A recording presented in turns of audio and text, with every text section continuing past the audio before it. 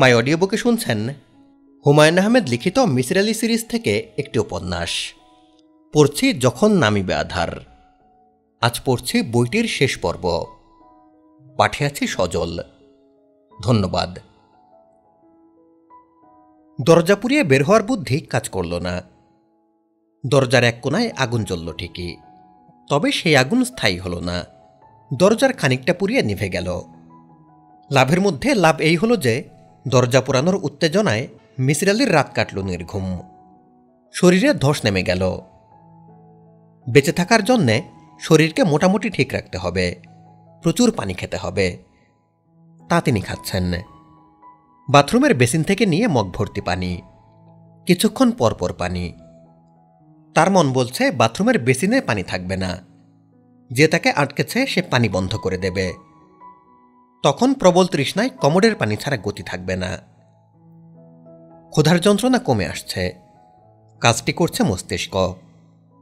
মস্তিষ্ক যখন দেখে খাবার পাওয়ার কোনো সম্ভাবনা নেই, তখন খিদে কমিয়ে দেয়। শরীরে জমে থাকা চর্বি থেকে প্রয়োজনীয় খাদ্য সংগ্রহের চেষ্টা করে। একজন সবল মানুষ কোনো খাদ্য গ্রহণ না করে 40 দিন পর্যন্ত বাঁচতে পারে। মিসির আলি কোনো সবল মানুষ না, নানান অসুখে পর্যদস্ত একজন মানুষ। তিনি ধরে নিয়েছেন এইভাবে তিনি বেঁচে থাকতে পারবেন 10 দিন, এর বেশি না। তবে শেষ দিনগুলি খুব কষ্টকর হবে না। তার হ্যালুসিনেশন শুরু হবে। বাস্তবতার দেয়াল ভেঙে যাবে। তিনি ঢুকে পড়বেন অবাস্তব এক জগতে। একজন সাইকিয়াট্রিস্ট হিসেবে অনেকবার সেই জগতে তার ঢোকার ইচ্ছা হয়েছে। ইচ্ছে এখন পূরণ হতে চলেছে, কিন্তু তার ভালো লাগছে না।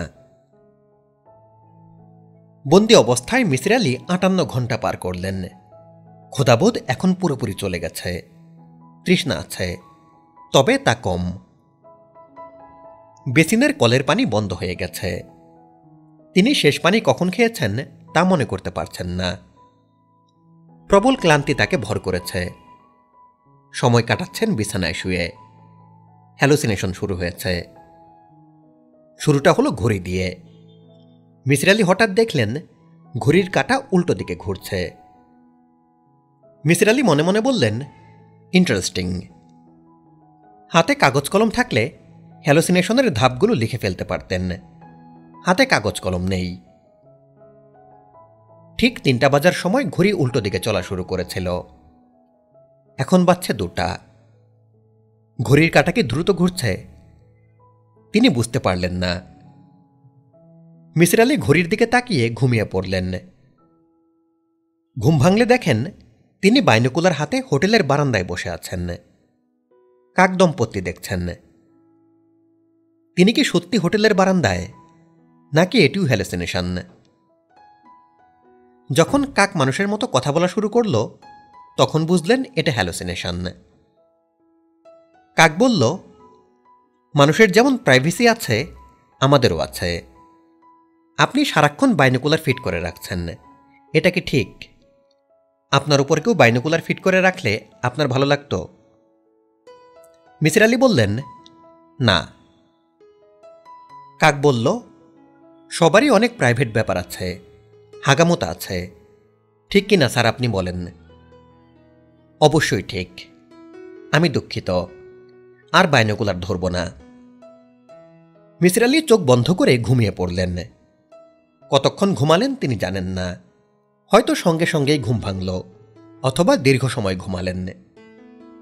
ঘুম ভাঙলে প্রথমেই ঘড়ি দেখলেন। ঘড়ি উল্টো দিকে যাচ্ছে না, স্থির হয়ে আছে। ঘড়ির হিসেবে সময় এখন 12টা। দিন বা রাত বোঝা যাচ্ছে না। বাথরুম থেকে শব্দ আসছে। মনে হচ্ছে কেউ থালা বাসন ধুচ্ছে। মিসির আলি বললেন, কে? কিশোরীদের মিষ্টি গলায় কেউ একজন বলল, চাচাজি, আমি চম্পা। মিসির আলি হতাশ দীর্ঘশ্বাস ফেললেন। আবার হ্যালুসিনেশন শুরু হয়েছে। মিসির আলি বললেন, বাথরুমে কেন? সামনে আসো। চাচাজি, আমি বাথরুম পরিষ্কার করি। আমার হাতে হাত মোজা নেই বলে আপনার সামনে আসতে পারবো না। আপনার সামনে এলে আপনি আমার হাত দেখে ফেলবেন। আমার বিরাট পাপ হবে। শেষ বিচারের দিন জবাব দিতে পারবো না। মিসির আলি বললেন, ও আচ্ছা। চম্পা বলল, শরীরের উপর আমার ঘেন্না ধরে গেছে তো চাচাজি, কাউকে এখন শরীর দেখাই না, হাত পায়ের আঙ্গুল চোখ সব লুকিয়ে রাখি। চাচাজি, এই ঘরটাকে চিনতে পারছেন? না। আপনার এত বুদ্ধি, আর সাধারণ ব্যাপারটা ধরতে পারলেন না? ঘরে একটা মাত্র জানালা, সেই জানালা কঠিনভাবে বন্ধ। মিসির আলি বললেন, এই ঘরেই কি তুমি তোমার শ্বশুর সাহেবের সঙ্গে দেখা করতে আসো? চম্পা বলল, আপনি খুব সুন্দর করে বললেন দেখা করতে আসি। আমি দেখা করতে আসি না, বাধ্য হয়ে ভয়ঙ্কর কিছু কর্মকাণ্ডের জন্য আসি। মিসির আলি বললেন, তুমি আমাকে আটকে রেখেছ কেন? আমি আপনাকে আটকে রাখিনি, বড়পা রেখেছে। কেন? বড়পা এই ঘরে অনেকদিন আটক ছিল, এই দুঃখে সে সবাইকেই এভাবে আটকে রাখতে চায়। কতদিন আটকে রাখবে? জানি না, মনে হয় ছাড়বে না। ছাড়বে না? না, চাবি কুয়ায় ফেলে দিয়েছে তো, দরজা খুলবে কিভাবে? সেটাও একটা কথা। চাচাজি, আমি এখন যাই, পরে আসব, হাত মোজা পরে আসব, তখন আপনার সামনে আসা যাবে, গল্প করা যাবে। আচ্ছা, আপনার জন্য এক প্যাকেট সিগারেট নিয়ে আসব, আপনি আরাম করে সিগারেট খাবেন। মিসির আলি বললেন, সঙ্গে দেশলাই আনবে, আমার দেশলাইয়ের কাঠি শেষ হয়ে গেছে। চম্পা বলল, অবশ্যই দেশলাই আনব। আপনি ঘুমিয়ে পড়ুন তো চাচাজি, আপনার ঘুম দরকার। ঘুম পাড়ানি গান গাইয়ে ঘুম পাড়াবো? মিসির আলি ক্লান্ত গলায় বললেন, গান লাগবে না, এমনিতেই ক্লান্তিতে চোখ বন্ধ হয়ে আসছে। মিসির আলি গভীর ঘুমে তলিয়ে গেলেন। একসময় ঘুম ভাঙল। তিনি অবাক হয়ে দেখেন ঝুম বৃষ্টি হচ্ছে। বৃষ্টি পড়ছে ঘরের ভেতর। কাক দম্পতির বাসাও ঘরের ভেতর। বৃষ্টিতে ভিজে দুটা কাক শীতে থরথর করে কাঁপছে। পুরুষ কাকটা মিসির আলিকে বলল, স্যার একটা ছাতা দিতে পারবেন প্লিজ?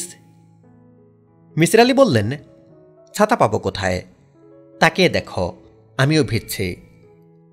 একটা কিছু ব্যবস্থা কি করা যায় না স্যার? বৃষ্টির পানি ভয়ঙ্কর ঠান্ডা, ডিমগুলো পুরোপুরি ভিজে গেলে আর বাচ্চা ফুটবে না। মিসির আলি বললেন, তোমার বাসাটা কি আমার খাটের নিচে আনতে পারো? তাহলে বৃষ্টির পানির হাত থেকে বাঁচতে পারো। থ্যাংক ইউ স্যার, ভালো সাজেশন। কাক দম্পতি অনেক কষ্টে বাসাটা খাটের নিচে আনছে। বাসা মিসির আলির হাতের নাগালে চলে এসেছে। তিনি ইচ্ছা করলেই হাত বাড়িয়ে বাসাটা ধরে খাটের নিচে চালান করে দিতে পারেন, কিন্তু তা সম্ভব হচ্ছে না। তার সমস্ত শরীর অবশ, ঘুমের চোখ বন্ধ হয়ে আসছে। মিসির আলির কেন জানি মনে হচ্ছে এবার ঘুমিয়ে পড়লে আর ঘুম ভাঙবে না। তিনি প্রাণপণে জেগে থাকার চেষ্টা করছেন। স্যার, আসসালামু আলাইকুম। ওয়ালাইকুম সালাম। আপনি কি আমাকে চিনতে পারছেন? আমি আপনার ছাত্রী, আমার নাম রেবেকা। ও আচ্ছা আচ্ছা, চিনতে পারেননি। শরীরটা ভালো না তো, এই জন্যে সমস্যা হচ্ছে। স্যার, আমি আপনাকে চামড়ায় বাঁধানো একটা খাতা দিয়েছিলাম। হ্যাঁ, এখন মনে পড়েছে। তুমি কেমন আছো? আমি ভালো আছি, কিন্তু আপনার এই কি অবস্থা? এই একটু বেকায়দা অবস্থাতেই আছে। আমাকে এরা আটকে ফেলেছে। কেন? কেন তা তো জানি না। স্যার, আপনি জানবেন না তো কে জানবে? আপনি হচ্ছেন মিসির আলি। ঠান্ডা মাথায় চিন্তা করে বের করুন তারা কেন আপনাকে আটকেছে। তারা কি আপনার শত্রুপক্ষ? না। তাদের ক্ষতি হয় এমন কিছুকে আপনি করেছেন? না।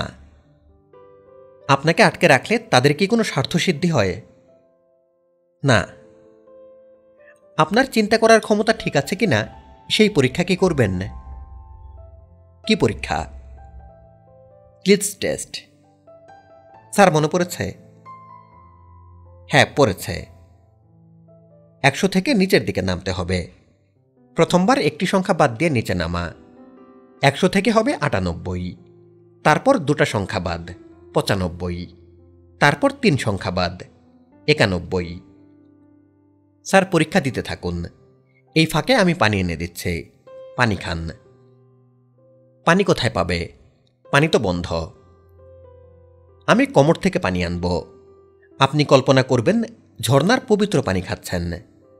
বেঁচে থাকার জন্য আপনার পানি খাওয়াটা জরুরি, ঠিক না স্যার? হ্যাঁ, ঠিক। মিসির আলি ঘুমিয়ে পড়লেন। তিনি কতক্ষণ ঘুমালেন তা জানেন না। পানির পিপাসায় তার বুক শুকিয়ে গেছে। বিছানা থেকে নামার শারীরিক শক্তি তার নেই। মাথার কাছে দুঃখিত চোখমুখ করে পারুল দাঁড়িয়ে আছে। মিসির আলি বললেন, পারুল, আমাকে এক গ্লাস পানি খাওয়াতে পারবে? আমি পারুল না, আমি এক ভূতনি। আমার নাম হুরবুরি। ও আচ্ছা, তুমি হুরবুরি? জি, হুরবুরি। একটা ছড়া শুনবেন স্যার?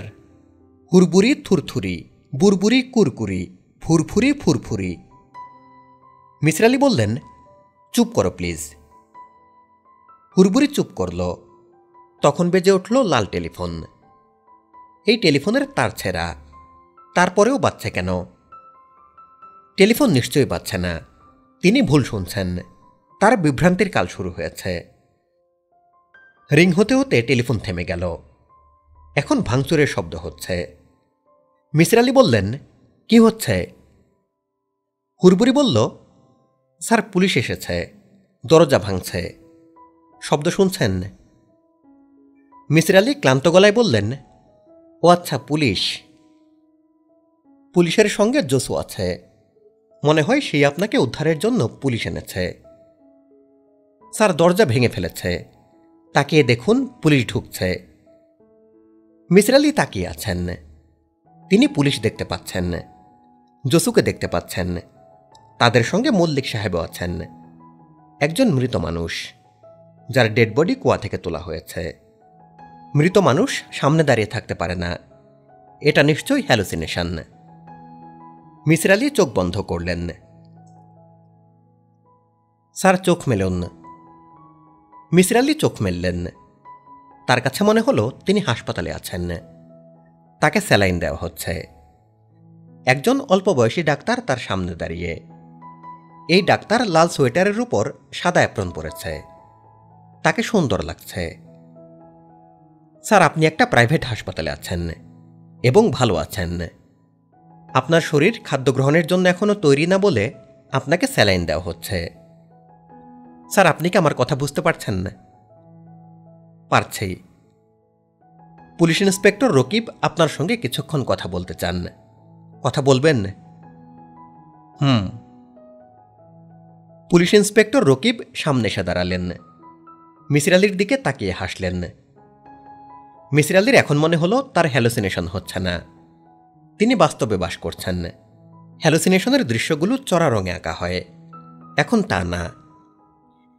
মিসির আলি বললেন, আমি কতদিন বন্দী ছিলাম? 6 দিন। আমি বন্দী এই খবর আপনাদের কে দিল? একজন মহিলা টেলিফোনে জানিয়েছেন। তার নাম পারুল। কবে জানিয়েছে? যেদিন আপনাকে আটকানো হয় তার পরদিন ভোরবেলা।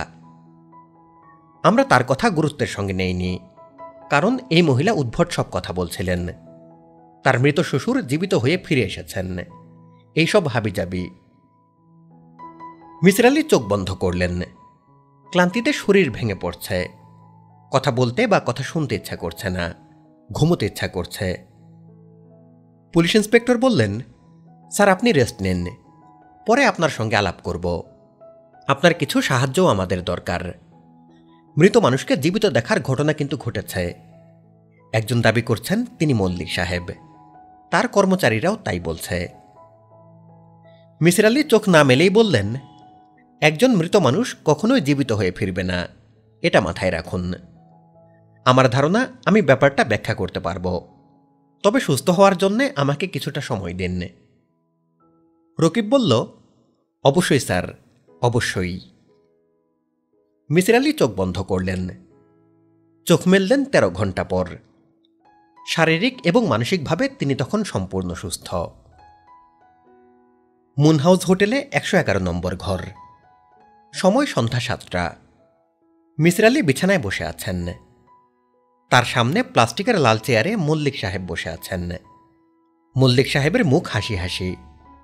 তাকে দেখেই মনে হচ্ছে তিনি আনন্দময় সময় কাটাচ্ছেন। কিছুক্ষণ আগে ছোট্ট একটা নাটক হয়েছে। নাটক দেখেও তিনি তৃপ্তির হাসি হেসেছেন। নাটকটার প্রধান চরিত্র জসু। সে মিসির আলির জন্য চা নিয়ে এসেছিল। ঘরে ঢুকে মল্লিক সাহেবকে বসে থাকতে দেখে আর্তচিৎকার দিল, ও আল্লাহ গো! হাত থেকে চায়ের কাপ পড়ে গেল। সে ছুটে ঘর থেকে বের হয়ে গেল। মল্লিক সাহেব আনন্দিত গলায় বললেন, ভয় খাইছে, প্যান্টে পিশাব না করে দেয়। মিসির আলি বললেন, ভয় পাওয়ারই কথা। সবার কাছে আপনি একজন মৃত মানুষ। আপনার শবদেহ কুয়া থেকে তোলা হয়েছে, তারপর আপনাকে জীবিত দেখা যাচ্ছে। আপনি ঘুরে বেড়াচ্ছেন, সিগারেট খাচ্ছেন। মল্লিক দাঁত বের করে তৃপ্তির হাসি হেসে বললেন, পুরা ঘ্যাংরা অবস্থা। মিসির আলি বললেন, ঘ্যাংরা অবস্থা মানে কি? অতিরিক্ত বেড়াচারাকে বলে ঘ্যাংরা অবস্থা। পাবলিক তো ভয় খাবেই। পাবলিকের ভয় খাওয়ারই কথা। পুলিশও ভয় খাচ্ছে। ঘটনা শোনেন, মজা পাবেন। আমি পুলিশ ইন্সপেক্টর রকিব সাহেবের সঙ্গে হাত মিলাবার জন্য হাত বাড়ালাম। উনি লাফ দিয়ে 2 ফুট সরে গেলেন। একমাত্র আপনাকে দেখলাম, ভয় খান নাই। আপনাকে দেখে কিছুটা আচানক হয়েছে। আপনি কেন ভয় খান নাই? মিসির আলি বললেন, আমি জানি মৃত মানুষ কখনো জীবিত হয়ে ফেরে না। অন্য কোনো ব্যাপার আছে, এই জন্য ভয় পাইনি। মল্লিক সাহেব আগ্রহ নিয়ে বললেন, অন্য ব্যাপারটা কি? আমার একটু বুঝিয়ে বলেন। মিসির আলি বললেন, আপনার যমজ ভাই আছে, যে দেখতে অবিকল আপনার মতো। সে মারা গেছে অথবা খুন হয়েছে। তার ডেড বডি কুয়ায় ফেলা হয়েছে, আপনার না। মল্লিক সাহেব গলা নামিয়ে বললেন, আমার যমজ ভাই আছে, তার বিষয়ে কেউ জানল না, এটা কেমন কথা? মিসির আলি বললেন, কেউ জানে না তা ঠিক না। আপনার 2 ছেলে তো প্রায় বলতো, তারা দুজন মল্লিককে দেখে, একজন ভালো, একজন মন্দ।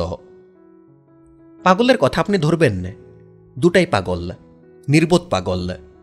প্রায় দেখবেন এরা কান ধরে উঠবস করছে। কেউ তাদের কানে ধরে উঠবস করতে বলে নাই, তারপরেও করছে। বলুন তো কেন? জানি না কেন। অনুমান করতে পারেন? না, অনুমানও করতে পারছে না। মল্লিক সাহেব দীর্ঘশ্বাস ফেলে বললেন, এই 2 ছাগলকে আমি প্রায় 100 বার 50 বার করে কান ধরে উঠবস করতে বলি। তারা অ্যাডভান্স করে রাখে, খাতায় লেখা থাকে, সেখান থেকে বাদ দেয়। তাদের কোনো কথার উপর বিশ্বাস করা যায়? আপনি বলেন। পাগলের সাক্ষী কি কোর্ট গ্রাহ্য করবে?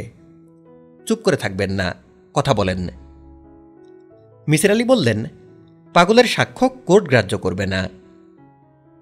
এই তো এখন পথে আসছেন। বড় পুত্র ছক্কার ছেলে মারা গেল, কিসমত নাম।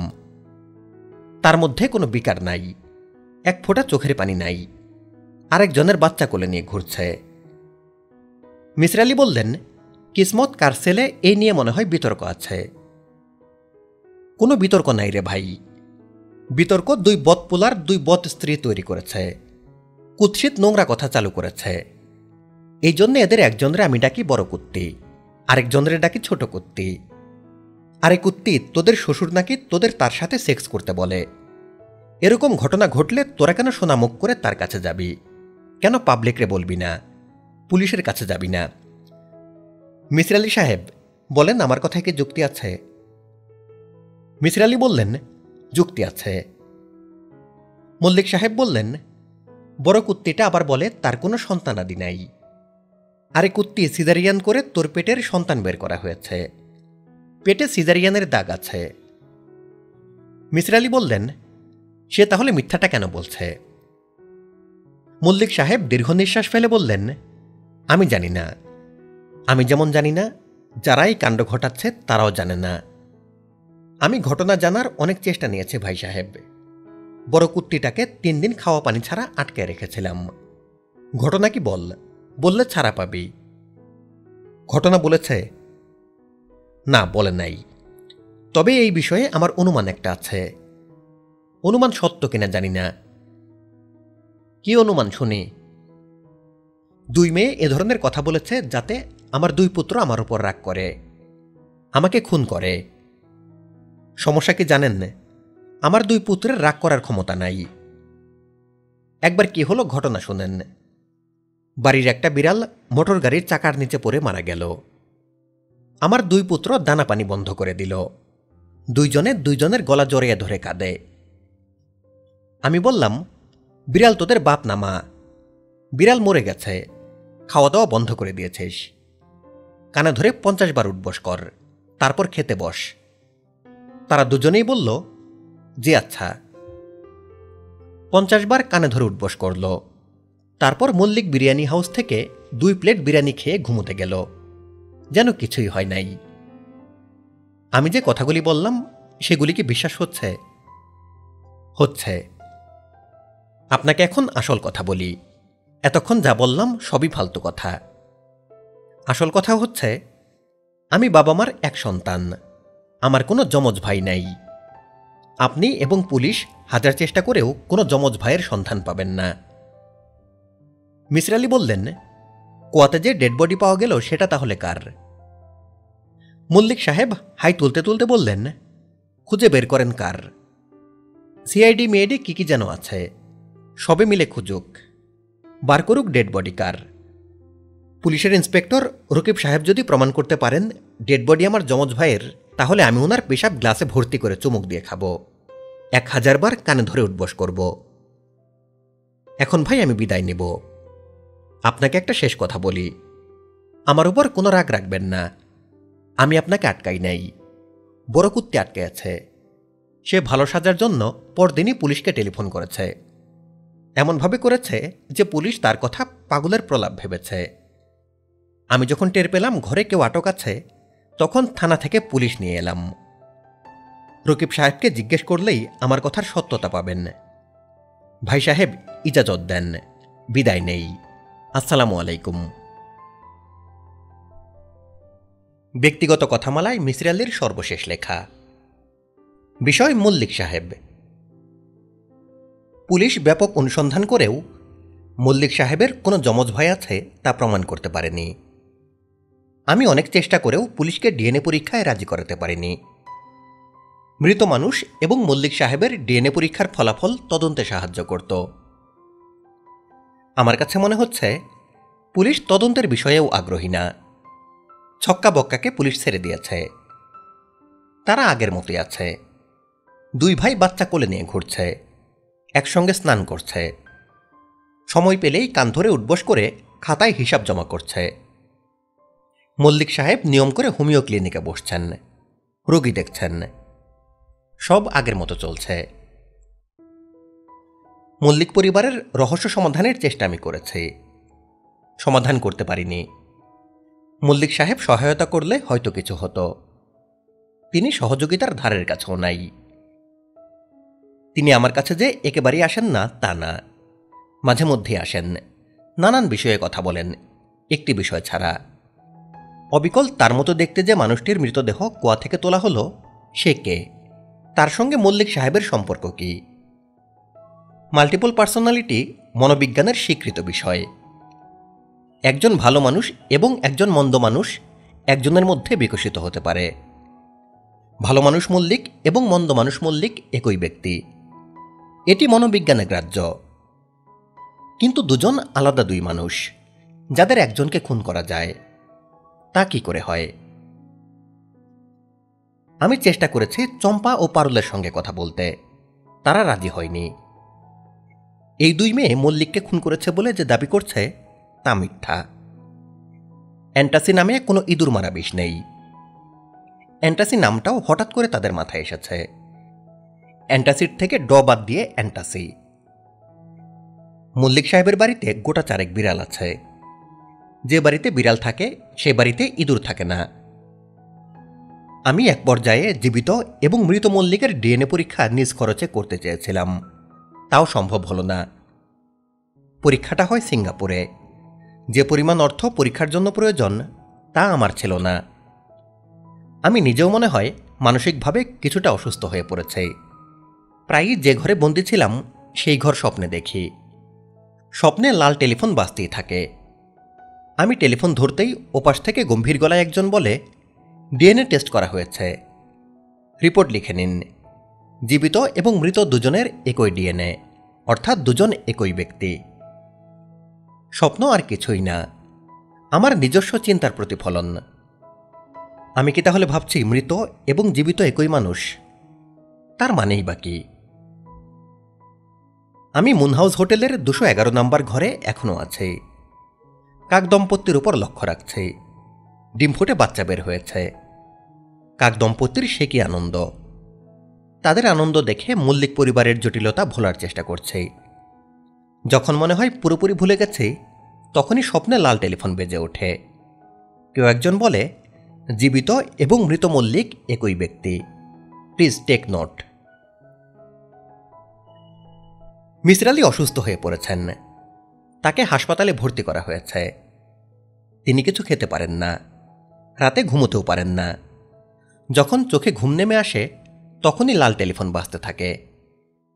তিনি লাফ দিয়ে বিছানায় উঠে বসেন। মিসির আলী তার অসুখের কারণ ধরতে পেরেছেন। মল্লিক পরিবারের রহস্য সমাধানে তার ব্যর্থতা। নিজেকে তিনি বোঝানোর চেষ্টা করেছেন, ব্যর্থতা সফলতারই অংশ। দাবায় বিশ্ব চ্যাম্পিয়নকেও কখনো কখনো হার মানতে হয়। যেখানে বিশ্ব চ্যাম্পিয়নদেরই এই অবস্থা, সেখানে তার অবস্থান কোথায়? সাইকোলজির খেলায় তিনি বিশ্ব চ্যাম্পিয়ন না। অনেক রহস্য তিনি ভেদ করেছেন, আবার অনেক রহস্যেরই কিনারা করতে পারেননি। তার একটি খাতা আছে, যার শিরোনাম অমীমাংসিত রহস্য। যেসব রহস্যের তিনি কিনারা করতে পারেননি, তার প্রতিটি সেই খাতায় লেখা আছে। তবে সুযোগ পেলেই তিনি পুরনো রহস্যের মীমাংসা করতে চেষ্টা করেন। মিসির আলী নিশ্চিত তিনি মল্লিক সাহেবের রহস্য নিয়ে অনেক দিন ভাববেন, নির্ঘুম রজনী কাটাবেন। হাসপাতালে ভর্তি হওয়ার তৃতীয় দিনে মিসির আলীর সঙ্গে দেখা করতে এলো বক্কা। দুই ভাই সবসময় একসঙ্গে চলাফেরা করে, আজ বক্কা একা। বক্কা বলল, জসুর কাছে শুনেছি আপনি অসুস্থ, আপনাকে দেখতে এসেছি। আপনার জন্য 4টা কচি ডাব এনেছে, ডাব বলকারক। মিসির আলী বললেন, তোমার ভাই কোথায়? বক্কা বলল, সে কুয়ার মুখ বন্ধ করছে।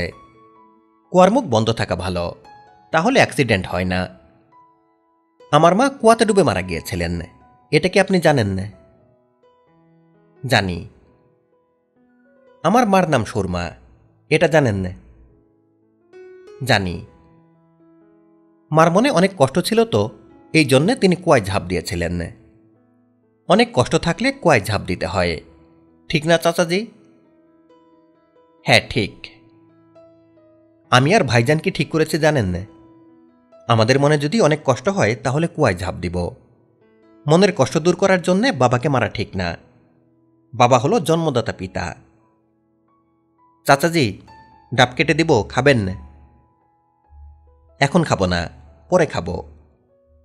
বক্কা বলল, চাচাজি এখন কাটি, আপনি ডাবের পানি খাবেন, আমি খাবো শ্বাস। মিসির আলী বললেন, ঠিক আছে কাটো। ডাব কাটবে কিভাবে? দা লাগবে তো। চাচাজি দা নিয়ে এসেছে। দা খারাপ জিনিস, এই জন্যে রুমের বাইরে রেখেছে। ভালো করেছি না চাচাজি? হ্যাঁ ভালো করেছ। বক্কার ডাব কাটা দেখতে দেখতে মিসির আলী মল্লিক রহস্যের আংশিক সমাধান বের করলেন। এই সমাধানে ডাবের কোনো ভূমিকা নেই। কিছু মীমাংসা হঠাৎ করেই মাথায় আসে, বেশিরভাগ সময় স্বপ্নে আসে। কেকুলে বেঞ্জিনের স্ট্রাকচার স্বপ্নে পেয়েছিলেন। মেন্ডেলিভ পিরিয়ডিক টেবিল স্বপ্নে পান। মিসির আলীও স্বপ্ন দেখছেন জীবিত মল্লিক এবং মৃত মল্লিক একই, তাদের ডিএনএ তাই বলছে। স্বপ্ন অনেককে ইশারা দিয়েছে, তাকেও দিচ্ছে। কনশাস মস্তিষ্ক হিসাব নিকাশ করে আনকনশাস মস্তিষ্ককে খবর দিচ্ছে। সেই খবর নিজেকে প্রকাশ করছে স্বপ্নে। স্বপ্নে তিনি লাল টেলিফোন দেখছেন। এই টেলিফোন অবশ্যই তাকে ক্লু দিয়ে সাহায্য করবে। বক্কা আগ্রহ নিয়ে ডাবের শ্বাস খাচ্ছে। তৃপ্তিতে তার চোখ প্রায় বন্ধ। মিসির আলী বললেন, তোমাদের বাসার গেস্ট রুমে একটা লাল টেলিফোন আছে না? বক্কা হ্যাঁ সূচক মাথা নাড়ল। এই টেলিফোনের নাম্বার জানো? এই টেলিফোনের নাম্বার শুধু বাবা জানে, আর কেউ জানে না। তোমার বাবা কি ওই ঘরেই থাকেন? না, মাঝে মাঝে থাকেন, বাকি সময় ওই ঘর তালাবন্ধ থাকে। তালাবন্ধ থাকে কেন? ওই ঘরে ভূত থাকে, এই জন্য তালাবন্ধ থাকে। কিরকম ভূত? বক্কা বলল, চাচাজি, কিরকম ভূত আমি জানি না, আমি কখনো দেখি নাই। কেউ কি দেখেছে? আমার স্ত্রী চম্পা দেখেছে, বড় ভাইয়ের স্ত্রীও দেখেছে। চাচাজি, আরো 4টা ডাব কিনে নিয়ে আসি। আর ডাব দিয়ে কি হবে? বক্কা লজ্জিত গলায় বলল, 2টা মাত্র ডাবে শ্বাস হয়েছে, তৃপ্তি করে খেতে পারি নাই। মিসির আলী বললেন, ডাব এখানে না এনে তুমি বরং ডাব কিনে বাড়িতে চলে যাও। পুরুষ্ট দেখে কেন, যাতে ভেতরে শ্বাস থাকে, তারপর 2 ভাই মিলে খাও। বক্কার চোখমুখ উজ্জ্বল হয়ে উঠল, যেন দিশাহারা নাবিক দিশা ফিরে পেয়েছে। চাচাজি, দাটা কি নিয়ে যাব না রেখে যাব? দা নিয়ে যাওয়াই ভালো। বক্কা বিদায় হতেই মিসির আলী কাগজ কলম নিয়ে বসলেন। একটা লিস্ট করবেন, যাদের সঙ্গে দেখা হওয়া তার বিশেষ প্রয়োজন। 1, এ মল্লিক কাচ্চি হাউজের ম্যানেজার মবিন উদ্দিন। উনি শুধু কাচ্চি হাউজের ম্যানেজারই না, মল্লিক সাহেবের ডানহাত। যারা নিজেদের ডানহাত প্রমাণ করে তাদের কাছে অনেক গোপন তথ্য থাকে। সমস্যা একটাই, তারা মুনিবের প্রতি বিশ্বস্ততার কারণে কোনো তথ্যই প্রকাশ করে না। 2, মল্লিক সাহেবের মূল বাড়ির দারোয়ান আক্কাস মিয়া। এই লোক দীর্ঘদিন ধরে দারোয়ানের কাজ করছে, সে নিশ্চয়ই অনেক কিছু জানে। 3, পুলিশ ইন্সপেক্টর রকিব। তার সাহায্যে ছক্কা বক্কা গ্রেপ্তার হওয়ার পর যে জবানবন্দি দিয়েছিল তার কপি আনতে হবে। 4, চম্পা পারুলের মা বাবার একটা ইন্টারভিউ দরকার। মল্লিক সাহেবের বাড়ির ভেতরের খবর নিশ্চয়ই 2 মেয়ে তার বাবা মাকে বলেছে। 5, লাল টেলিফোনের নাম্বার জানতে হবে, তারপর বের করতে হবে এই টেলিফোন থেকে কাকে কাকে টেলিফোন করা হয় সেই তথ্য। মোবাইল ফোনে সেই তথ্য সংরক্ষিত থাকে, ল্যান্ড টেলিফোনে থাকে কিনা তিনি জানেন না। চেষ্টা করতে দোষ নেই। মুন হোটেলের মালিক কবির সাহেবের সাহায্য নেওয়া যেতে পারে, এই লোকের কানেকশন ভালো। মিসির আলীর শারীরিক অসুস্থতা মনে হয় সেরে গেছে, তিনি যথেষ্টই বল পাচ্ছেন। মিসির আলী বিছানা থেকে নামলেন, তাকে হাসপাতাল থেকে রিলিজ অর্ডার নিয়ে হোটেলে চলে যেতে হবে। হোটেল থেকে জিনিসপত্র নিয়ে উঠতে হবে মল্লিক সাহেবের ভাড়া বাসায়। তাকে হোটেলে থাকলে হবে না, থাকতে হবে মূল ঘটনার কাছাকাছি। এ মল্লিক কাচ্চি হাউজের ম্যানেজার মবিন উদ্দিন এবং মিসির আলীর কথোপকথন। মিসির আলী বললেন, কেমন আছেন? মবিন উদ্দিন বলল, আলহামদুলিল্লাহ, ভালো আছি, আপনার দোয়া। মিসির আলী বললেন, আপনি ভালো থাকুন এমন দোয়া করি নাই, আপনি আমাকে ডেকে পাঠিয়েছেন, এতে আমার প্রতি আপনার মহব্বত প্রকাশিত। যে মানুষ আমাকে মহব্বত করে সে তার নিজের অজান্তেই আমার জন্য দোয়া করে। মিসির আলী বললেন, আমি আপনার কাছে 2টা জিনিস জানতে চাচ্ছি। মল্লিক সাহেব বিষয়ে কিছু তথ্য কি আপনি বলবেন? মবিন উদ্দিন বলল, মুনিবের ক্ষতি হয় এমন কিছু আমি বলবো না, আমি ওনার নুন খাই, যার নুন খাই তার গুণ গাই, এটা আমার ধর্ম। মিসির আলী বললেন, আপনার কথা শুনে মনে হচ্ছে মল্লিক সাহেবের ক্ষতি হয় এমন তথ্য আপনার কাছে আছে। আমি আপনার সঙ্গে বাহাস করব না, আসসালামু আলাইকুম। চলে যাচ্ছেন? জি, আল্লাহ হাফেজ। মল্লিক সাহেবের বাড়ির দারোয়ান আক্কাস মিয়া এবং মিসির আলীর কথোপকথন। স্যার, আমি কিছুই জানি না, আমি কিছুই দেখি নাই, আমার রাতকানা রোগ আছে, রাইতে খালি আন্ধার দেখি, আর কিছু দেখি না। দিনে তো দেখেন? আক্কাস মিয়া বলল, আমি দিনেও দেখি না। দারোয়ানের চাকরি করেন, রাতেও দেখেন না দিনেও দেখেন না? জি না। মিসির আলী বললেন, রাতেও দেখেন না, দিনেও দেখেন না, এই তথ্য কি মল্লিক সাহেব জানেন না? আক্কাস মিয়া বলল, ওনাকে জানাই নাই, জানালে চাকরি চলে যাবে, এই জন্যে। স্যার আমি এখন যাই, আসসালামু আলাইকুম। মিসির আলী এবং সুরমা হোমিও হাসপাতালের নার্স জাহানারা বেগমের সাক্ষাৎকার। মিসির আলী বললেন, আপনি কি জানেন যে আমাকে মল্লিক সাহেবের বাড়ির একটা ঘরে 6 দিন আটকে রাখা হয়েছিল? জি না, জানি না, আমি অফিসের কাজে ব্যস্ত থাকি। স্যারের বাড়ির সঙ্গে আমার কোনো সম্পর্ক নাই। স্যারের কুলখানিতে আমাকে ওনার বড় ছেলে দাওয়াত দিয়েছিল, সেখানেও যাই নাই। মিসির আলী বললেন, মল্লিক সাহেবের 2 ছেলে ছক্কা বক্কা দাবি করে যে তারা 2 জন মল্লিক দেখে, এই বিষয়ে কিছু জানেন না? জাহানারা বেগম বলল, কিছু জানি না। তারা 2 জন বাবা দেখে না 3 জন দেখে, এটা তাদের বিষয়, আমার বিষয় না। মিসির আলী বললেন, গত 6 দিন ধরে মল্লিক সাহেবের কোনো খোঁজ পাওয়া যাচ্ছে না, উনি কোথায় জানেন না? জানি না, উনি কাজকামের মানুষ, উনি কাজকর্ম নিয়ে থাকেন। মিসির আলী বললেন, আমি শুনেছি আপনি মাঝে মাঝে রাতে বাসায় যান না, 2 বেডের হাসপাতালে থেকে যান না, এটা কি সত্যি? কাজকামের চাপ যখন বেশি থাকে তখন বাধ্য হয়ে থাকতে হয়। রোগী ভর্তি হলে রাত জেগে তাদের সেবা যত্ন করতে হয়, তখন থাকা লাগে। মিসির আলী বললেন, মল্লিক সাহেবের এই হাসপাতালে কখনো কি রোগী ভর্তি হয়েছে? আপনি উল্টাপাল্টা প্রশ্ন কেন করছেন? আপনি তো পুলিশের লোক না। পুলিশের লোক হলেও আমি ভয় পাই না। আপনাকে সত্যি কথা বলি, স্বামীর সঙ্গে আমার বনিবনা নাই, প্রায় ঝগড়া হয়, তখন এখানে থাকি। যাদের মনে পাপ তারা এর মধ্যে পাপ দেখতে পারে, আমার মধ্যে কোনো পাপ নাই। আমি বুঝতে পেরেছি কেউ আপনার কাছে কিছু লাগে আছে। আপনাকে বলেছে যে আমি যখন রাতে থেকে যাই তখন মল্লিক স্যার আমার ঘরে থাকেন। ইহা সত্য না। মানুষের কথায় দয়া করে নাচবেন না। ক্লিয়ার? জি ক্লিয়ার। ইন্সপেক্টর রকিব এবং মিসির আলীর কথোপকথন। আপনারা কি মল্লিক সাহেবের কেসটা ক্লোজ করে দিয়েছেন? জি না, কেস চালু আছে, গোপনে গোপনে তদন্ত চলছে। মাঝে মাঝে আমরা এরকম করি, ভাব দেখাই যে মামলা তুলে নেওয়া হয়েছে, তখন সাসপেক্টরা গা ছেড়ে দেয়, এতে আমাদের সুবিধা হয়। মিসির আলী বললেন, আপনি বলছেন তদন্ত চলছে, তাহলে মল্লিক সাহেব এখন কোথায় বলতে পারবেন? রকিব বলল, বলতে পারবো। তিনি আগামসি লেনের এক বাড়িতে আছেন, মাঝে মাঝে ওই বাড়িতে থাকেন। আমি যে ঘরে বন্দি ছিলাম ওই ঘরে একটা লাল টেলিফোন আছে, টেলিফোনের নাম্বারটা কি আমাকে জোগাড় করে দিতে পারবেন?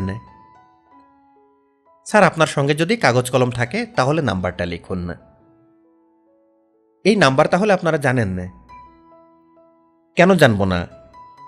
বিস্ময়কর একটা ঘটনা ঘটেছে।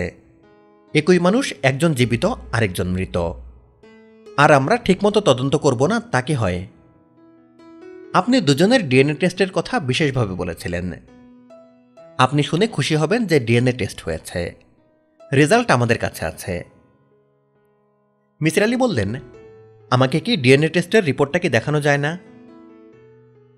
রকিব হাসতে হাসতে বলল, আপনি বিখ্যাত মিসির আলী, আপনাকে কেন দেখাবো না, ফটোকপি পাঠিয়ে দিচ্ছে। মিসির আলী বললেন, আরেকটা ছোট্ট সাহায্য চাচ্ছে। আমি মল্লিক সাহেবের যে ঘরে বন্দি ছিলাম সেখানে আরেক রাত থাকতে চাই। কেন? আছে একটা বিষয়, তবে আমি ভয় পাচ্ছি ওরা না আবার আমাকে আটকে ফেলে। আপনি কবে থাকতে চান বলবেন, সব ব্যবস্থা হবে, বাড়ির চারিদিকে পুলিশ থাকবে। স্যার এখন লাল টেলিফোনের নাম্বারটা লিখুন। মিসির আলী নাম্বার নিয়েই টেলিফোন করলেন। 4 বার রিং হওয়ার পর তরুণীর গলা শোনা গেল। হ্যালো, কে বলছেন? মিসির আলী বললেন, চম্পা, আমি তোমার চাচাজি মিসির আলী, তুমি ভালো আছো? তরুণী জবাব দিল না, তবে সে টেলিফোন নামিয়েও রাখল না। মিসির আলী বললেন, আগামীকাল রাতে আমি তোমাদের ওই ঘরে থাকব, ব্যবস্থা করতে পারবে? তরুণী জবাব দিল না। মিসির আলি বললেন, চম্পা, তুমি যে টেলিফোন কানে ধরে আছো তা আমি জানি। আগামীকাল রাত 8টার দিকে আমি চলে আসব। রাতে কি খাবারের ব্যবস্থা করতে পারবে? তরুণী এইবার কথা বলল, প্রায় ফিসফিস করে বলল, কেন আসতে চাচ্ছেন? মিসির আলি বললেন, স্মৃতি রোমন্থনের জন্য। মাঝে মাঝে পুরনো স্মৃতি হাতড়াতে হয়, এটা স্বাস্থ্যের জন্য ভালো। রাত 8টা। সারাদিন ঝলমলে রোদ ছিল। সন্ধ্যার পর থেকে বৃষ্টি শুরু হয়েছে। মিসির আলি ছাতা মাথায় মল্লিক সাহেবের বাড়িতে এসে উঠেছেন। দেখে মনে হচ্ছে মল্লিক সাহেবের বাড়ি শ্মশানপুরী, কেউ বাস করে না। বিড়ালের মিউমিউ শব্দ ছাড়া কোনো শব্দ নেই। মিসির আলি দোতলায় ওঠার সিঁড়ির গোড়ায় দাঁড়িয়ে বললেন, বাড়িতে কেউ আছেন? কেউ জবাব দিল না। দারোয়ান আক্কাস মিয়াকে এক ঝলক দেখা গেল। সে দ্রুত ঘরে ঢুকে গেল। মিসির আলি দোতলায় উঠে গেলেন। যে ঘরে বন্দী ছিলেন সেই ঘর খুঁজে বের করতে তার বেগ পেতে হল না। মূল দরজা পুলিশ ভেঙেছে, দরজা ঠিক করা হয়নি। মিসির আলি ঘরে ঢুকে দেখেন ঘরের ভেতর কাঠের চেয়ারে মল্লিক সাহেব বসে আছেন, তার হাতে সিগারেটের প্যাকেট। মিসির আলি অবাক হলেন না। মল্লিক সাহেব এখানে থাকবেন মিসির আলি তা ধরিয়ে নিয়েছিলেন। মল্লিক মিসির আলির দিকে না তাকিয়ে বললেন, ছোট কুত্তির কাছে শুনলাম রাতে আপনি খানা খেতে চেয়েছেন। সে আপনার জন্য খানা পাকিয়েছে, মোরগ পোলাও আর খাসির বটি কাবাব। তবে আমার উপদেশ, ছোট কুত্তির রান্না খাবার খাবেন না, খাবারে বিষ মিশিয়ে দিতে পারে। মিসির আলিকে দেখে মনে হচ্ছে না তিনি মল্লিক সাহেবের কথা শুনছেন। তিনি খাটে বসলেন। পরিচিত খাট, পরিচিত বিছানা, বালিশ চাদর কিছুই বদলানো হয়নি। তিনি বালিশ নাকের কাছে নিয়ে গন্ধ শুকলেন। মল্লিক সাহেব বললেন, আপনার ভাবভঙ্গি দেখে মনে হয় কিছু বলতে চান। বলতে চাইলে বলেন, বালিশ শোকাশুকির প্রয়োজন নাই, বালিশের মধ্যে হিস্টোরি লেখা নাই। মিসির আলি বললেন, আপনার দুই ছেলে যে দুজন বাবা দেখত সেই রহস্য ভেদ করেছে। তারা আসলেই ছোটবেলা থেকে দুজন বাবা দেখত। মল্লিক সাহেব বললেন, আপনাকে অনেকবার বলেছে আমার কোনো যমজ ভাই নাই। যমজ ভাই না, সে আপনার সৎ ভাই। আপনার বাবা তারও বাবা। ডিএনএ টেস্টে তাই পাওয়া গেছে। আপনার এই সৎ ভাইয়ের কোনো সামাজিক স্বীকৃতি ছিল না। মনে হয় তার জন্ম কাজের মেয়ের গর্ভে। তবে আপনার বাবা পুরোপুরি তাকে বঞ্চিত করেননি। আগামসিল এনে তাকে একটা বাড়ি কিনে দিয়েছিলেন। আপনার এই ভাই সত্যিকার অর্থেই ভালো মানুষ ছিল। সে আপনার দুই ছেলেকে অসম্ভব পছন্দ করত। এই ছেলে দুটির টানেই সে মাঝে মাঝে গোপনে আপনার বাড়িতে আসত। সে লুকিয়ে থাকত এই ঘরে। আপনি তাকে খুন করেছেন। মল্লিক সাহেব বললেন, এত কিছু বলেছেন, কিভাবে খুন করেছে সেটাও বলেন। গলা টিপে মেরেছে? মিসির আলি বললেন, ডাব কাটা হয় এমন দায়ের পেছন দিয়ে তার মাথায় বাড়ি দিয়েছেন। মল্লিক সাহেব অবাক হয়ে বললেন, এটা কিভাবে বললেন? আপনার ছেলে বক্কা এই দা নিয়ে আমাকে দেখতে হাসপাতালে গিয়েছিল। সে বলেছে দা খারাপ জিনিস, তার কথা থেকে বুঝেছি। হারামজাদাটা আমাকে ধরাই দিয়েছে। দুই হারামজাদা ভাব ধরে থাকে যে এরা কিছুই বুঝে না, তলে তলে বিরাট বুদ্ধি। মিসির আলি সিগারেট ধরালেন। তৃপ্তির সঙ্গে দুটা টান দিয়ে বললেন, আপনার সম্পর্কে আপনার দুই পুত্রবধূ যা বলে তা ঠিক না। আপনি এই কাজ কখনো করেননি। করলে এদের কুত্তি ডাকতেন না। আপনার রুচি নিম্নমুখী, কাজের মেয়ে বা আপনার হাসপাতালের নার্সে সীমাবদ্ধ। মল্লিক সাহেব বললেন, নার্স হারামজাদিও মুখ খুলেছে? আফসোস, বিরাট আফসোস। আপনি এত কিছু বের করে ফেলেছেন। এখন বলেন, আমার স্ত্রী সুরমাকে কে মেরেছে? আমি? মিসির আলি বললেন, আপনি না, আপনার স্ত্রী নিজেই কুয়াতে ঝাঁপ দিয়েছেন।